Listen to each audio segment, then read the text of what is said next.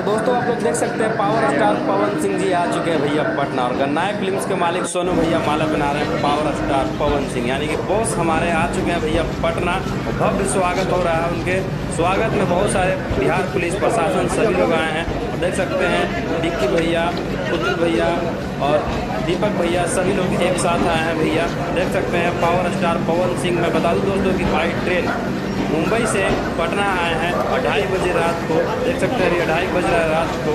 और पवन सिंह भैया जा रहे हैं दीपक भैया के ऑफिस पर। गन्नायक फिल्म के भैया गाड़ी में बैठ करके जा रहे हैं दीपक भैया के साथ साथ सभी लोग जा रहे हैं भैया। पुलिस प्रशासन देख सकते हैं भव्य स्वागत हो रहा है पवन सिंह पावर स्टार का। और यही अपडेट था दोस्तों। आप लोग वीडियो कैसा लगा कमेंट करिएगा, लाइक करिएगा, चैनल को तो सब्सक्राइब करिएगा।